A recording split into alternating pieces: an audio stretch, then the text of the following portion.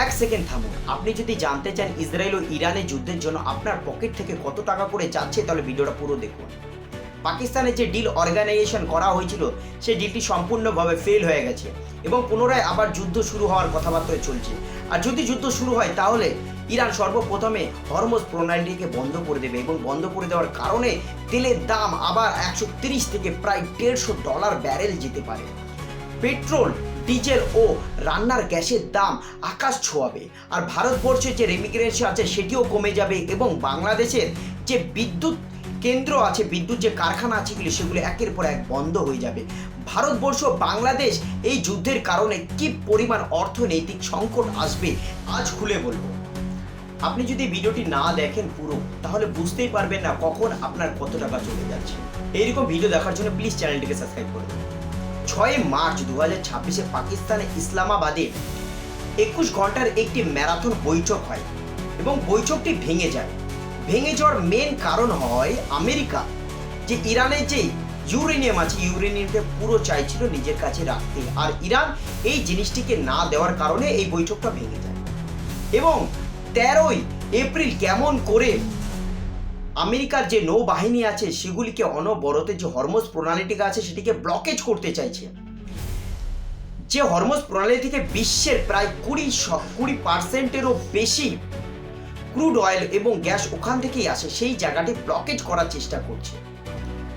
ইতিহাসে সর্বপ্রথম $120 ঊর্ধ্বে গেছে এই পার ব্যারেল।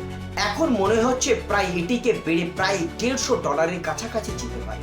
ভারতবর্ষে প্রায় 85 থেকে 90% তেল আমদানি হয়। বাংলাদেশে প্রায় 80% ক্রুড প্লাস 65 থেকে 70% LNG এই মধ্যপ্রাচ্য থেকে আসে। ভারতবর্ষের সবচেয়ে বড় যদি আঘাত হয় তাহলে তেল ও গ্যাসের উপরে।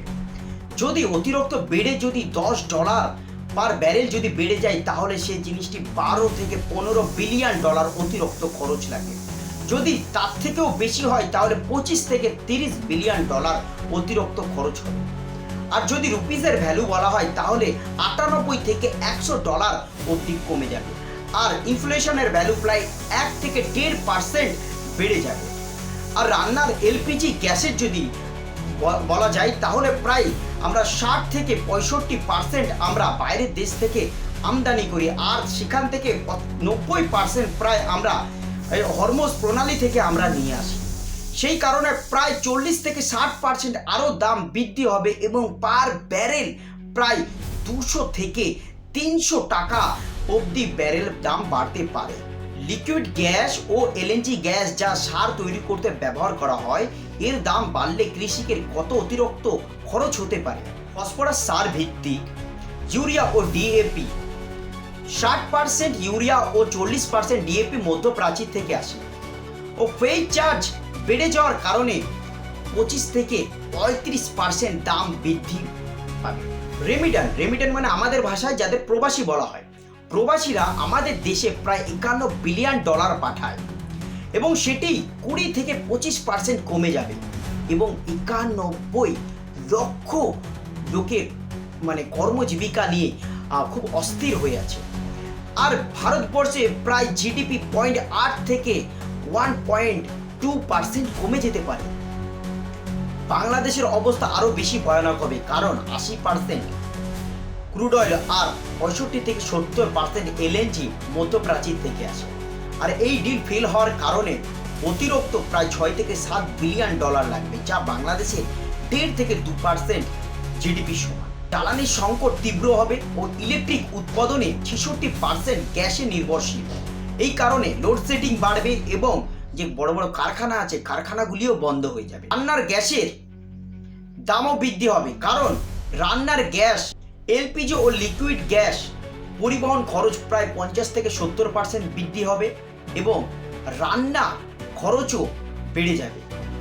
আরএনজির মতন বড় কোম্পানি যা বিদেশে রপ্তানি প্রায় 84% করে, বিদ্যুৎ না থাকার কারণে প্রায় 30 থেকে 40% উৎপাদন ক্ষমতা কমে যাবে এবং ট্যাক্স এবং অন্যান্য কারণে উৎপাদনের দাম বৃদ্ধি হবে এবং ক্রেতারা চলে যাবে। রেমিটার্স মানে যাদের আমরা প্রবাসী বলি। প্রবাসীরা বাংলাদেশে প্রায় 32.8 বিলিয়ন টাকা পাঠায়, আর তার মধ্যে 45% গালফে জব করে। এইবার এই যুদ্ধ যদি চলে 25 থেকে 30% লোক যাদের জব হারাবে, মোটামুটি 70 লক্ষ লোক নিজের চাকরি নিয়ে বা প্রবাসীরা তাদের কর্মসংস্থান নিয়ে প্রচণ্ড চিন্তিত আছে।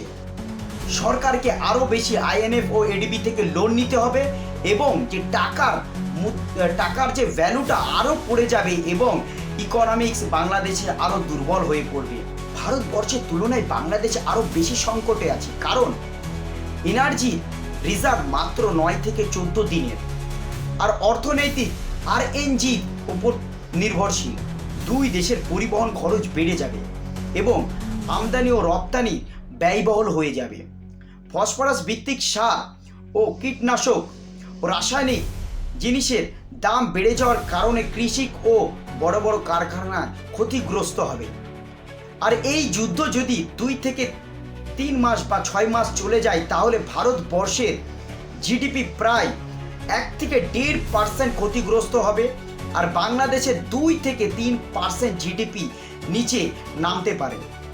বন্ধুরা, পাকিস্তানে যে ইরান ও আমেরিকার যে ডিল হচ্ছিল, ডিলটি ভেঙে যাওয়ার কারণে এই যুদ্ধ আরও লম্বা হবে এবং এই কারণে যে পরিমাণ ভারতবর্ষ ও বাংলাদেশে গ্যাস, সার এবং রাসায়নিক সার এবং তেল, যে যত জিনিস আছে সব জিনিসের দাম বেড়ে যাবে এবং ভারতবর্ষ বাংলাদেশকে যে পরিমাণে ক্ষতিগ্রস্ত হবে, সেই ক্ষতিগ্রস্ত থেকে বাঁচতে চাইলে ভারতবর্ষ ও বাংলাদেশকে এই যে এনার্জি সোর্সটিকে ডাইভার্ট করতে হবে এবং অন্য কোনো দিক থেকে আমাদের এনার্জি সোর্সটিকে নিয়ে আসতে হবে এবং যে প্রতিবেশী দেশ আছে সেই দেশের সাথে সম্পর্ক আরও মজবুত করার চেষ্টা করতে হবে। আপনারা অবশ্যই কমেন্টে জানাবেন যে এই যে যুদ্ধের জন্য আপনাদের কি পরিমাণ ক্ষতিগ্রস্ত হচ্ছে আর কেমন পরিমাণ হ্যারাসমেন্ট হচ্ছে। আর নেক্সট ভিডিও অবশ্যই এই যে ক্ষতিগ্রস্ত হচ্ছে, এই ক্ষতিগ্রস্ত থেকে কেমন করে আমরা বেরোতে পারবো সেই জিনিস নিয়ে ভিডিও বানাবো। অবশ্যই চ্যানেলটাকে সাবস্ক্রাইব করে নেবেন আর লাইক আর শেয়ার অবশ্যই করবেন।